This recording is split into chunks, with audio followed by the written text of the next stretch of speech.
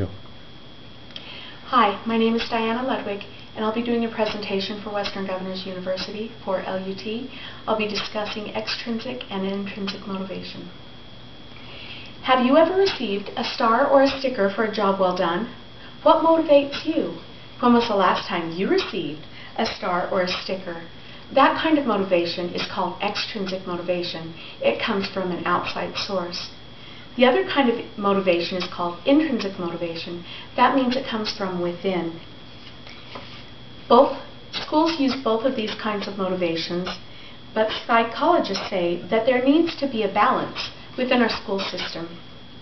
Motivation that comes intrinsically from a child's sense of excitement for learning new things, their sense of community, and their sense of accomplishment lasts longer than extrinsic motivation. However, when combined properly, it is the best way to enhance the learning process in our public schools. Now, this Venn diagram shows the relationship between extrinsic and intrinsic motivation, and that they occur for different reasons. Extrinsic rewards, or incentives, or things that are given to children when they learn things, include receiving a sticker, possibly money, receiving a treat, or being able to go into the treasure chest. These types of incentives are usually used when a subject matter is considered boring.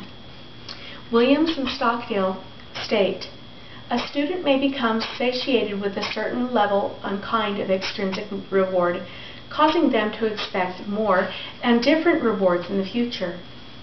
Now, the problem with this is once students receive a reward, it is difficult to take that away, and they'll expect their reward to increase. Now, this diagram also shows the self-motivated part, or the intrinsic section of this, and that intrinsic motivations are given for different reasons. Some of these include the love of learning, increased desire for scholarship, to fulfill dreams, and pure enjoyment. Ryan and Deasy are psychologists who developed the self-determination theory. They state, intrinsically motivated activities were said to be ones that provided innate psychological needs. This means that when the children were to learn something intrinsically, they were more satisfied. Now, humans are curious by nature, and children are especially curious. A healthy child is willing to explore and to learn new things. And when children are motivated intrinsically, their sense of community is heightened. There are challenges that go along with intrinsic motivation. Some of them include keeping the curriculum interesting. We need to teach these children to be flexible learners. We also need to become flexible teachers.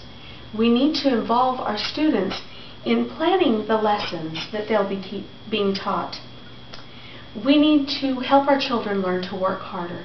When they're intrinsically motivated, this comes naturally. They'll feel more connected to their goals, and they'll try harder because they feel cared about. Now, the intersected portion of this Venn diagram shows how the children feel connected. They love the feeling of learning. They feel connected to their peers and their teachers. And both of these parts become subconscious. When we combine the intrinsic and extrinsic motivations, it becomes an innate part of who they are. They become competent students, and they feel empowered with their learning process. They internalize the desire, and they want to improve.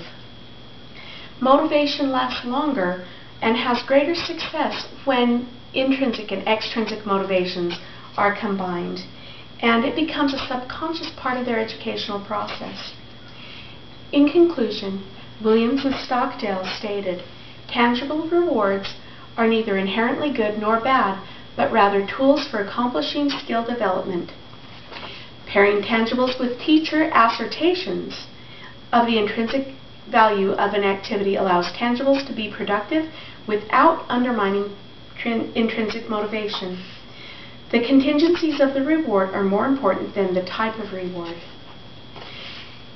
This is another way that we see that a child's sense of excitement for learning new things, their sense of community, and their sense of accomplishment, when combined with extrinsic motivation, can foster the love of learning, can enhance the learning process, and can motivate children in our public schools.